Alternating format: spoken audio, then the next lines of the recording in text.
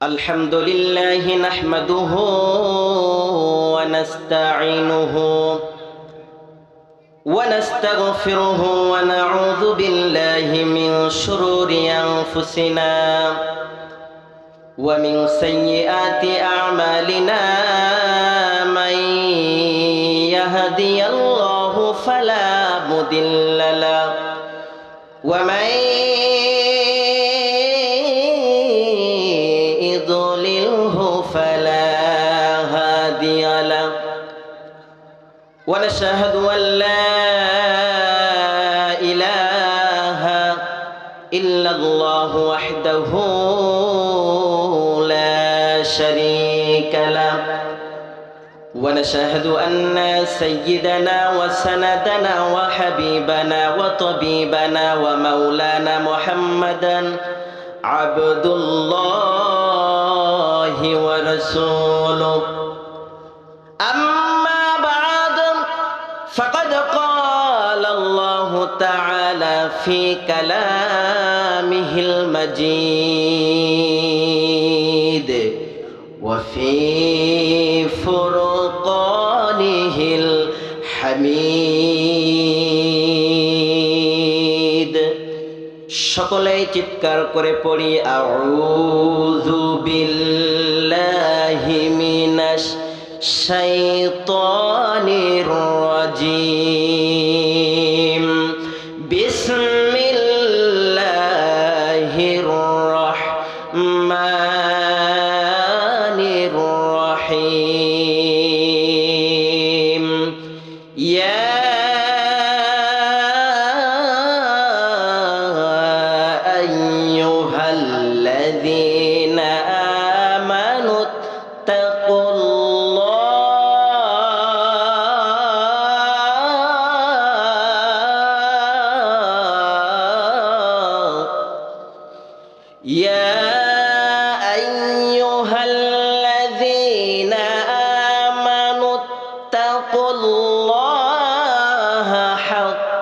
تقاته ولا تموتن إلا وأنتم مسلمون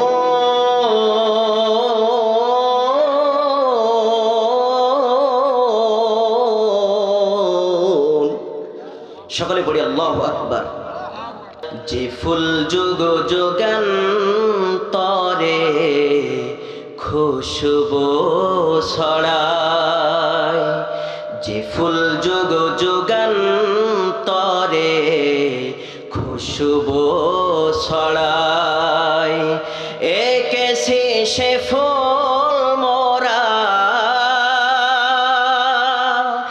একে সে ফুল মোরা মনের কাবা যে ফুল যুগ যুগান্তরে খুশবু ছড়ায় হাবিবে প্রভু তুমি নবী কামলিওয়ালা তারে সোয়াতে আজো দুনিয়া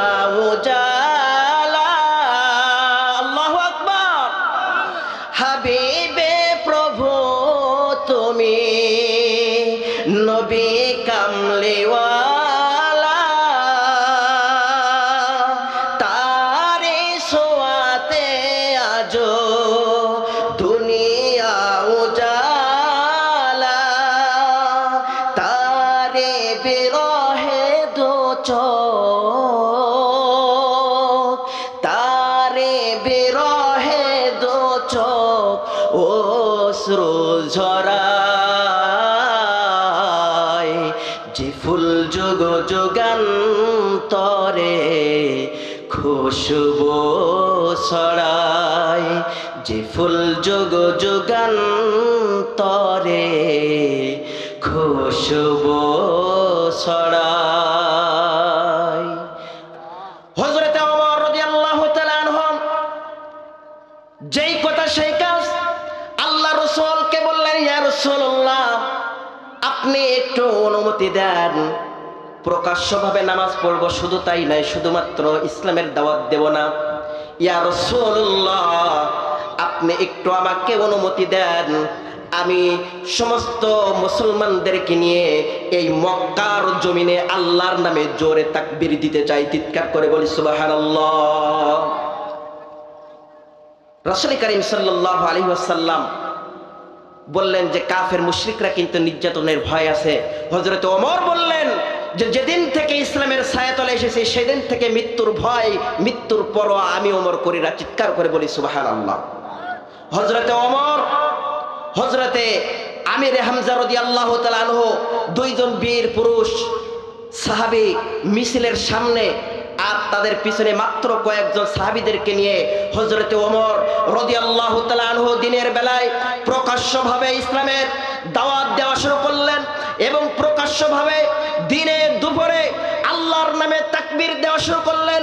হযরত ওমর রাদিয়াল্লাহু তাআলা আনহু তাকবীর দিলেন, লিল্লাহি তাকবীর। আর চিৎকার করে লিল্লাহি তাকবীর। হযরতে ওমর এই লিল্লাহি তাকবীর দেওয়ার মাধ্যমে আল্লাহর নামে তাকবীর দেওয়া শুরু করলেন। কাফের মুশরিক আবু জেহেল, উতবা, সাইবা ঘরের মধ্যে মিটিং করতেছিল। আবু জেহেল বলতেছে যে এত বড় সাহস কার, যে আমি হচ্ছে এই মক্কার প্রেসিডেন্ট, প্রাইম মিনিস্টার, আর আমার অনুমতি ছাড়া মক্কার জমিনে আল্লাহর নামে তাকবীর দেয়, এই সাহস কে পেয়েছে? এই রাগান্বিত হয়ে গামছা মাজায় বাঁধতে বাঁধতে আবু জেহেল এবং তার কয়েকজন সাঙ্গপাঙ্গ নিয়ে দরজার থেকে বের হয়েছে যে কে এত বড় সাহস। আবু জেহেল বলতেছে যে নাম লিস্ট কর, ওদের নামে দেশদ্রোহী মামলা দেওয়া হবে। কি দেওয়া হবে? এরকম মামলা আমাদের সমাজের মধ্যে ছিল কি ছিল না? আমরা পূর্বে দেখেছি, দু এক বছর আগেও আমরা দেখেছি এরকম তাফসিরুল কোরআন মাহফিলে কোরআন হাদিস থেকে প্রকাশ্যভাবে কথা বলা যেত না, মসজিদের মেহরাব থেকে প্রকাশ্যভাবে কথা বলা যেত না। আজ থেকে কয়েক বছর আগে প্রকাশ্যভাবে ইসলামের কথা, ইসলামী আন্দোলনের কথা প্রকাশ্যভাবে বলা যেত না। সেই সমস্ত কিছু নামদার কিছু নেতা এই সমস্ত আলেম ওলামাদের বিরুদ্ধে বিনা অপরাধে জিনার মামলা দিয়েছে। বিনা অপরাধে আল্লামা দেলোয়ার হোসেন সাইদি সাহেবের মতন একজন আলেমকে ধর্ষণের মামলা পর্যন্ত দিয়েছে। ঠিক না বেঠিক?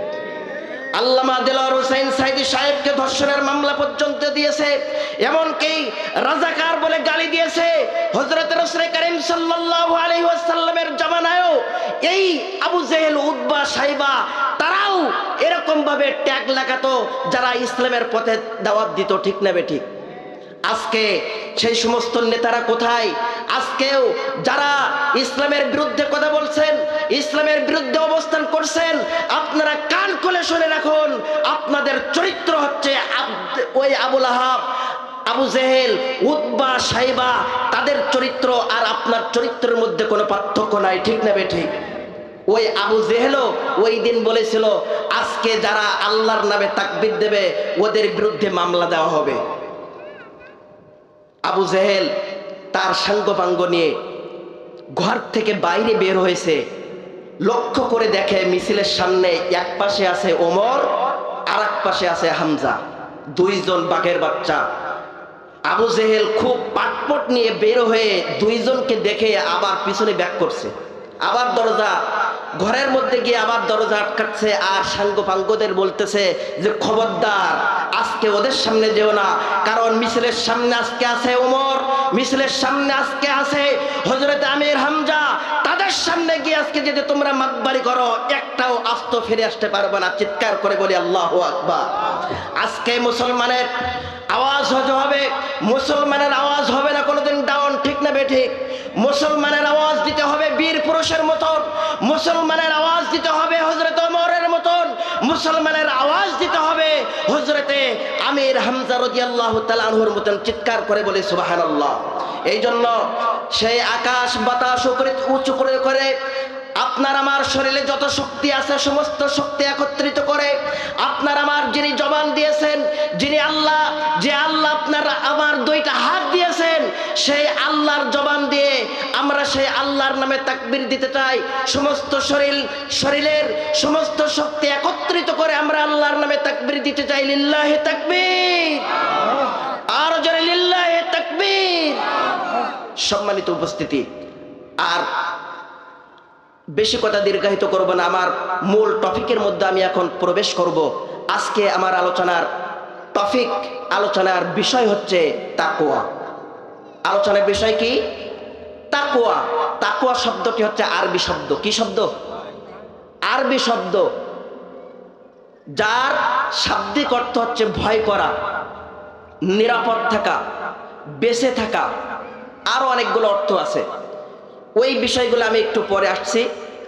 আগে যে বিষয়টা নিয়ে আমি আলোচনা করব, যে এই তাকওয়া কেন আমাদেরকে অবলম্বন করতে হবে, এই তাকওয়াটা আমাদের জীবনে বাস্তবায়ন করতে হবে কেন, না করলে কি হবে, এই যে জিজ্ঞাসা চিহ্ন কেন, এই কেন বিষয় নিয়ে আমরা অল্প কিছু সময় আলোচনা করব ইনশাআল্লাহ। আপনারা অসন্তুষ্ট হচ্ছেন না তো? সম্মানিত উপস্থিতি, তাকওয়া সম্পর্কে বলা হচ্ছে তিরমিজি শরীফের হাদিস। হযরতে আবু হুরায়রা রাদিয়াল্লাহু তাআলা আনহু তিনি বলেন, একজন সাহাবী রাসূলের কাছে গিয়ে বলতেছেন, ইয়া রাসূলুল্লাহ, ইয়া রাসূলুল্লাহ, মানুষের মধ্যে বেশিরভাগ মানুষ জান্নাতে যাবে কি আমল করলে? আল্লাহর হাবিব সাল্লাল্লাহু আলাইহি ওয়াসাল্লাম বলেন, হে আমার সাহাবীরা, তোমরা কান খুলে শোনো, আল্লাহর জান্নাতে যারা অবস্থান করবে, ওই সমস্ত বেশিরভাগ যারা জান্নাতে যাবে তাদের মধ্যে দুইটা কোয়ালিটি পাওয়া যাবে। সবাই বলেন কয়টা কোয়ালিটি? দুইটা গুণ পাওয়া যাবে, দুইটা কোয়ালিটি পাওয়া যাবে। এক নম্বরে হচ্ছে যারা আল্লাহর জান্নাতে বেশি বেশি যাবে তাদের মধ্যে তাকওয়ার গুণ পাওয়া যাবে। এক নাম্বার কিসের গুণ? তাকওয়ার গুণ পাওয়া যাবে। আর দুই নাম্বার হচ্ছে উত্তম চরিত্রের অধিকারী পাওয়া যাবে।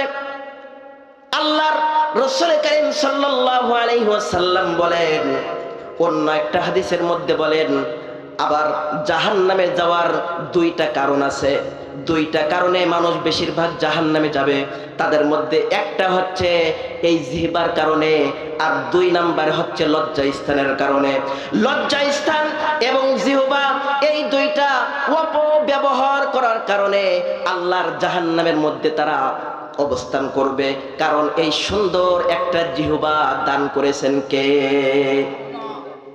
একটা মাত্র জিহ্বা, কিন্তু একটা জিহ্বার মধ্যে কত রকমের স্বাদ আমরা পাই, কোনো গুণে শেষ করা যাবে? পেয়ারার মধ্যে এক স্বাদ, আপেলের মধ্যে এক স্বাদ, লেবুর মধ্যে এক স্বাদ, এক একটা স্বাদ হাজার গুণে গুণান্বিত।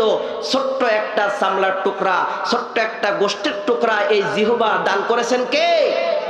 এই জিহ্বা অপব্যবহার করা যাবে, মিথ্যা কথা বলা যাবে না।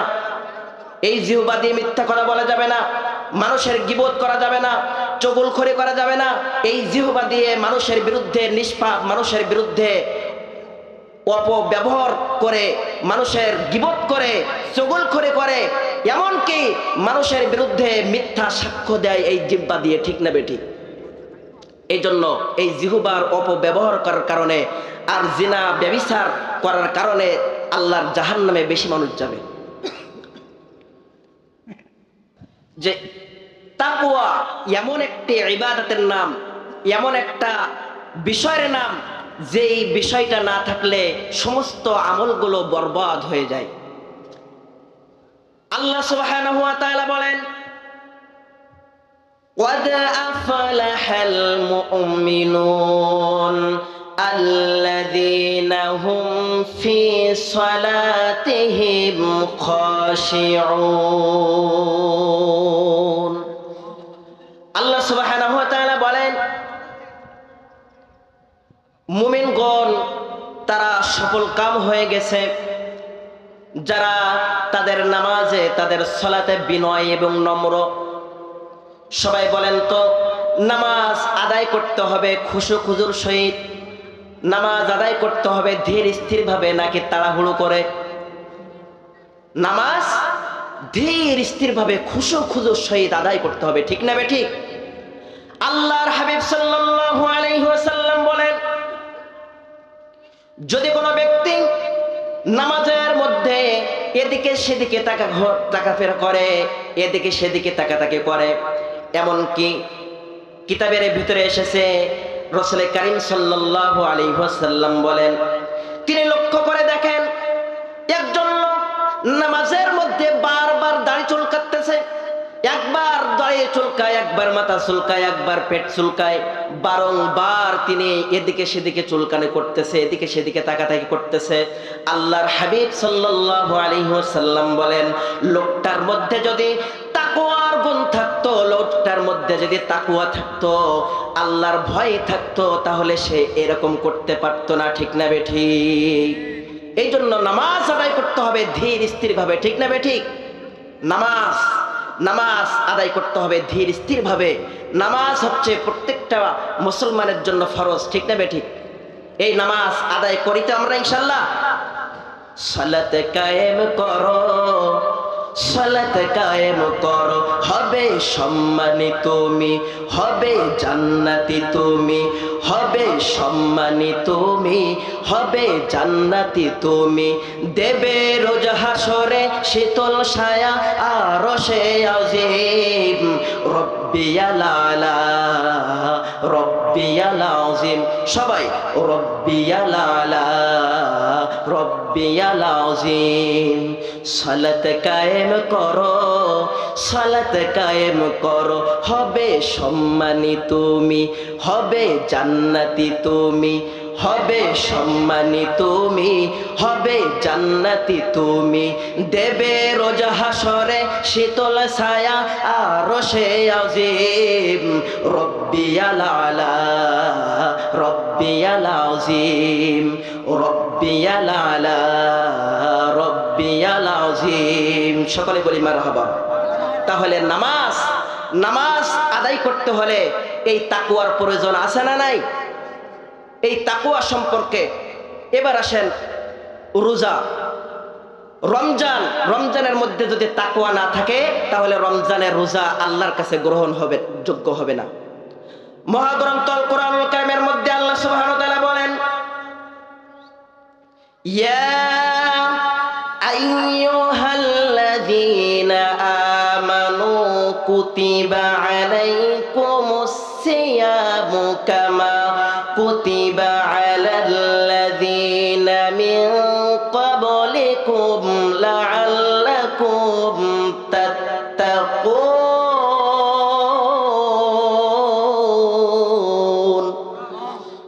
আল্লাহ সুবহানাহু ওয়া তাআলা বলতেছেন, হে ঈমানদারেরা, তোমাদের উপর রমজানের রোজা ফরজ করা হয়েছে। কি করা হয়েছে? রমজানের রোজা ফরজ করা হয়েছে।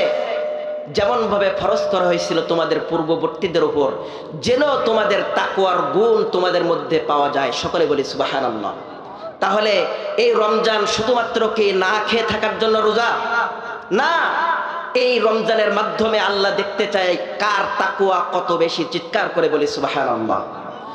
এবার আসেন, আর কিছুদিন পরেই কুরবানি, ঠিক না বেঠিক? আর হয়তো 1 মাস কি তারও কম। এই কুরবানি চলে আসছে, অনেকে পশু কুরবানি করতেছেন, অনেকে টাকা গুছাচ্ছেন, ঠিক না বেঠিক? এই যে কুরবানি, এই কুরবানি আদায় করতে গেলেও তার মধ্যে যদি তাকওয়া না থাকে, তাহলে এই কুরবানিও আল্লাহর কাছে গ্রহণযোগ্য হবে না। আল্লাহ সুবহানাহু ওয়া তাআলা বলেন, লা ইয়ানালাল্লাহা লুহুমুহা ওয়ালা দিমাউহা ওয়ালাকিন ইয়ানালুহুত তাকওয়া। তাকওয়া। আল্লাহ সুবহানাহু ওয়া তাআলা বলেন, তোমাদের পশুর গোশত, রক্ত কিছুই আমার কাছে পৌঁছায় না। আল্লাহকে কি গোশত দেন? যখন আপনারা ভাগ করেন, নিজের 1 ভাগ, গরিব মিসকিনের 1 ভাগ, আত্মীয় স্বজনের 1 ভাগ, আল্লাহর জন্য কি 1 ভাগ পাঠান? না। আল্লাহ বলেন, তোমাদের গোশতের, রক্তের আমার প্রয়োজন নাই, আমি শুধু দেখতে চাই কার তাকওয়া কত বেশি। চিৎকার করে বলি সুবহানাল্লাহ। একজন বলতেছে যে, বলেছিলাম না আমার গ্রামের মধ্যে সবচাইতে বড় গরু আমি দেব তো দেবই, দেখাই দেব সবচাইতে বড় গরু দিই। মানুষজন দেখি নেই যে গ্রামের মধ্যে সবচাইতে বড় গরু আমি জবাই করব। এরকম কিছু লোক সমাজের মধ্যে আছে না নাই? এরা কি আল্লাহর জন্য কোরবানি করে না মানুষের জন্য? মানুষের জন্য কোরবানি করে। আবার আরেক শ্রেণীর লোক আছে সারা জীবন 12 মাস সুদ খায়, ঘুষ খায়, সুদে টাকা লাগায়, ঘুষ খায়, চাঁদাবাদি করে, আর কোরবানির সময় আসলে বড় বড় গরু কিনে তারা কোরবানি করে। তারা মনে করে ওই চোরের মতন অবস্থা। এক চোর কোরবানির কয়েকদিন আগে গরু চুরি করে ধরা পড়ছে। কি পড়ছে? গরু চুরি করে ধরা পড়ছে রাতের আধারে, কুরবানি ঈদের মাত্র কয়েকদিন আগে, তাও আবার কুরবানির গরু। ধরা পড়ার পরে সালিশ হচ্ছে, বিচার হচ্ছে যে তুমি কেন চুরি করলে? তখন বলতেছে যে জাহাবানা, আমি একজন গরিব মানুষ, কিন্তু জুম্মার বয়ানে ইমাম সাহেব কুরবানির যে ফজিলাতের কথা বলল, আমার তো টাকা নাই। কুরবানির যে ফজিলাতের কথা ওয়াজ করলো, আমার তো টাকা নাই, টাকা পাবো কই? এই জন্য মনে মনে ভাবলাম যে একটা কুরবানি করাই লাগবে, যে কোনো পালি হোক, চুরি করে হলেও কুরবানি করব। তো চোর বলতেছে যে আমি মনে মনে ভাবলাম যে চুরি করলে তো একটা গুনাহ হবে, ঠিক নেবে ঠিক, আর ওই চুরি করা কুরবানি গরু যদি আমি কুরবানি করি, কুরবানির একটা সওয়াব হবে। তখন বলতেছে যে আমি মনে মনে ক্যালকুলেশন করলাম যে চুরির যে গুনাহ আর কুরবানি করার যে সওয়াব, এই দুইটা কাটাকাটি হয়ে যাবে, আর মাঝখানে গোশত খাওয়া আমার জন্য ফাও। কি গোশত খাওয়াটা ফাও? তো আজ সমাজের মধ্যে কিছু সুদখোর, ঘুষখোর সারা জীবন গরিব মিসকিনের বুকের উপরে পা দিয়ে গরিব মিসকিনের রক্ত চুষে টাকা নেয়, আর কুরবানির সময় বড় বড় গরু জবাই করে। এরা আর ওই চোর কুরবানি করার মধ্যে কোনো পার্থক্য নাই, কারণ এরাও তো গরিব মিসকিনের টাকা চুরি করে করে বড় লোক, ঠিক না বে ঠিক? সম্মানিত উপস্থিতি, এই জন্য কুরবানি করতে হলেও তাকওয়া প্রয়োজন হয়। এই জন্য আল্লাহ বলছেন লা ইয়ানালাল্লাহা লুহুমুহা ওয়ালা দিমাউহা ওয়ালাকিন ইয়ানালুহুত তাকওয়া মিনকুম। তোমাদের তাকওয়া আমি দেখবো, তোমাদের তাকওয়া, তোমাদের অন্তরের কথা আমি জানতে চাই। এবার আসুন, তাকওয়াটা কি? তাকওয়া সম্পর্কে রাসূল কারীম সাল্লাল্লাহু আলাইহি ওয়াসাল্লামের জামাতা হযরতে আলী রাদিয়াল্লাহু তাআলা আনহু বলেন যে 4টা জিনিসের নাম হচ্ছে তাকওয়া। কয়টা জিনিসের নাম তাকওয়া? আমি সংক্ষেপে বলবো। 4টা জিনিসের নাম হচ্ছে তাকওয়া। তার মধ্যে 1 নাম্বার হচ্ছে আল্লাহ ভীতি, তাকওয়াল্লাহ, আল্লাহর ভয়। কার ভয়? অন্তরে আল্লাহর ভয়। এই তাকওয়া, আল্লাহর ভয় যদি আপনার আমার অন্তরে থাকে, তাহলে সেই মানুষের দ্বারা খারাপ কাজ করা সম্ভব হবে। আল্লাহ সুবহানাহু ওয়া তাআলা বলেন, ইয়া আইয়ুহাল্লাযীনা আমানুত্তাকুল্লাহা হাক্কা তুকাতিহি ওয়া লা তামুতুন্না ইল্লা ওয়া আনতুম মুসলিমুন।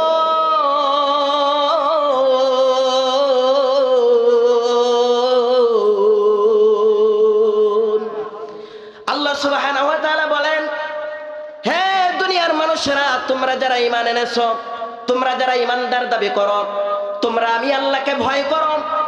আর এই ভয় করো, ভয় করার মতন যেমন ভাবে ভয় করা উচিত, বলেন তো আল্লাহকে কেমন ভয় পাওয়া উচিত? একজন সামান্য এমপি সাহেব যদি আপনার সামনে থাকে, তখন আপনাকে যদি এমপি সাহেবের বাড়ি দাওয়াত করা হয়, তাহলে আপনি দেখবেন যে আমার সবচাইতে উৎকৃষ্ট পোশাকটা কি, ঠিক না বেঠিক? সবচাইতে ভালো জামা, সবচাইতে ভালো টুপি, সবচাইতে সুগন্ধি ব্যবহার করে আপনি এমপি সাহেবের বাড়িতে যান। আবার লক্ষ্য করেন, বারবার বুকের দিকে তাকান যে বোতাম খোলা নাই তো, কারণ এমপি সাহেব বলে কথা, ঠিক না বেঠিক? আবার একই মানুষ, আমরা প্রত্যেক দিন 5 বার আল্লাহর ঘরে যাচ্ছি সবচাইতে ময়লা জামা কাপড় পরে। নামাজ পড়ি আমরা কি?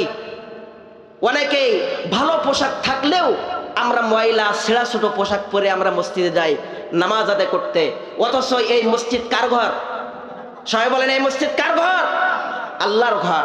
তাহলে আল্লাহকে ভয় করতে হবে কেমন? একটু সেই কথাই বললাম যে আল্লাহর ভয়।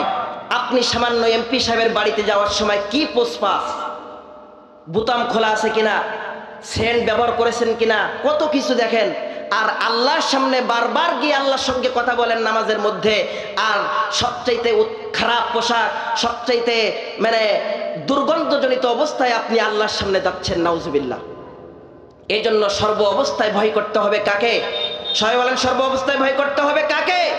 যাদের হৃদয়ে আছে আল্লাহর ভয়, তারা কভু পথ ভুলে যায় না। আল্লাহর প্রেম ছাড়া এই দুনিয়ায় কারো কাছে কোনো কিছু চাই না।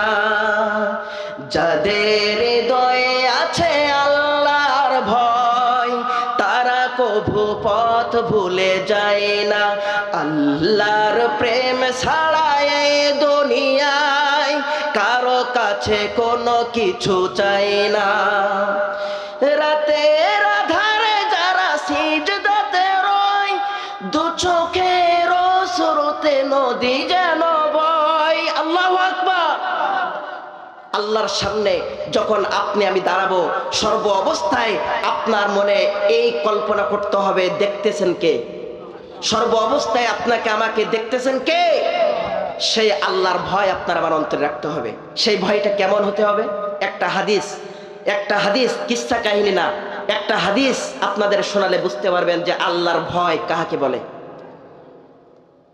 কিতাবের ভিতরে এসেছে আব্দুল্লাহ ইবনে ওমর রাদিয়াল্লাহু তাআলা আনহু তার সঙ্গী সাথীদেরকে নিয়ে সফরে বের হয়েছে। প্রতিমধ্যে দুপুরে খাওয়ার সময় হয়ে গেছে।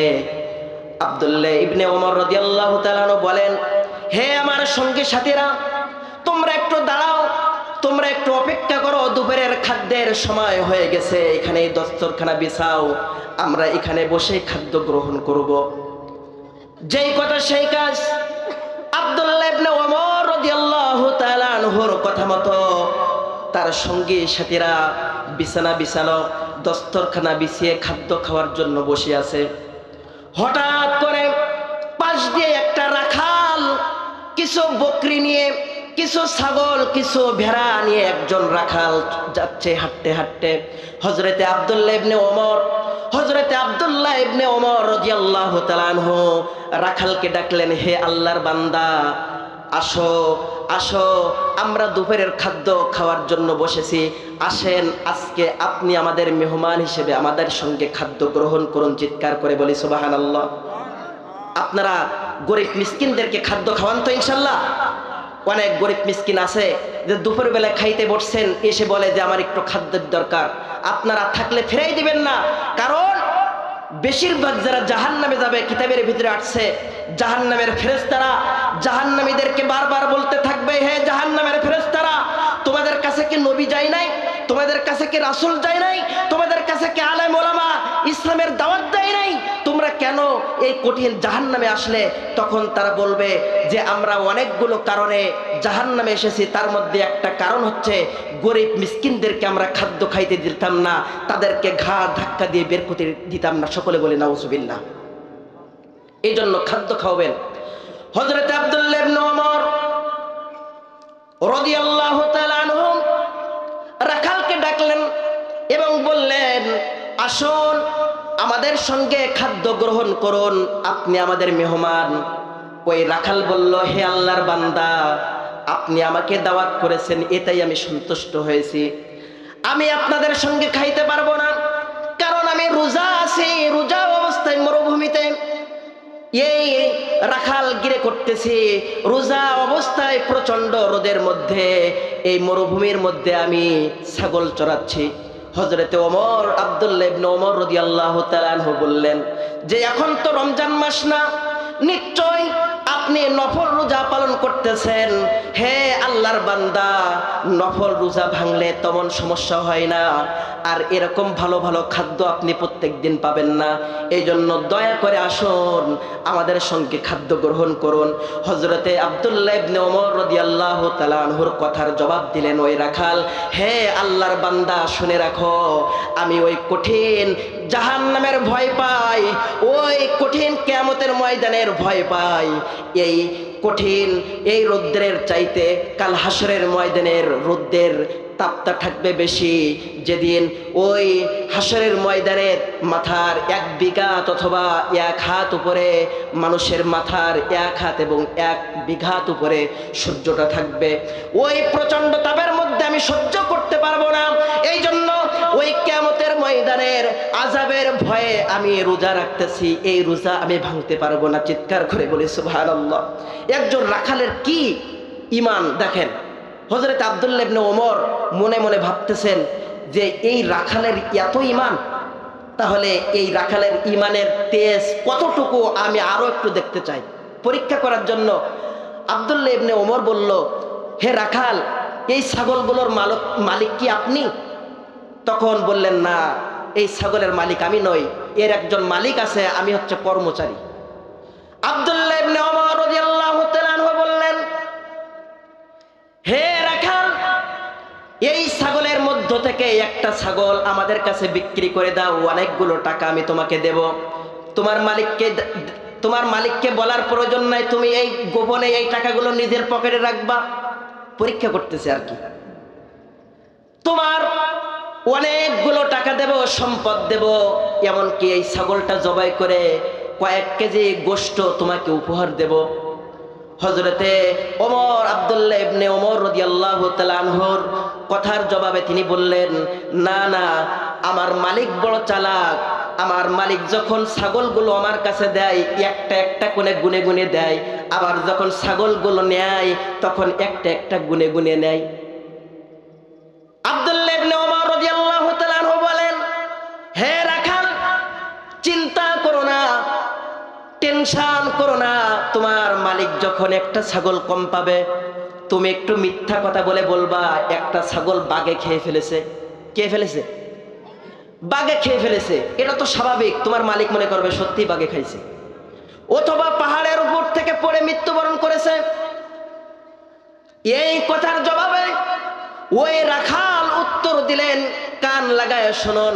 ওই রাখাল বললেন, হে আল্লাহর বান্দা, আপনি কাকে লোভ দেখাচ্ছেন? আপনি কাকে লোভ দেখাচ্ছেন?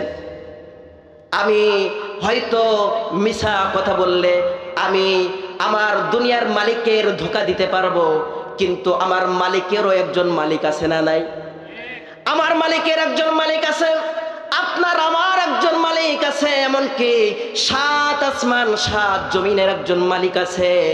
আমার মালিকের ধোঁকা দিতে পারলেও আমার মালিকের ধোঁকা দিতে আমি পারবো না। চিৎকার করে বলি সুবহানাল্লাহ, আরো চিৎকার করে বলি সুবহানাল্লাহ। আল্লাহর ভয় তার অন্তরে এমন ভাবে গেঁথে গিয়েছিল। 2 নম্বরে, 1 নাম্বার বললাম আল্লাহর ভয় সর্ব অবস্থায়, প্রকাশ্যভাবে এবং গোপনে সর্ব অবস্থায় ভয় রাখতে হবে। কার? আল্লাহর ভয় অন্তরে রাখতে হবে। 2 নাম্বার, নাজিলকৃত কিতাব নিজের জীবনে বাস্তবায়ন করা, এর নাম হচ্ছে তাকওয়া।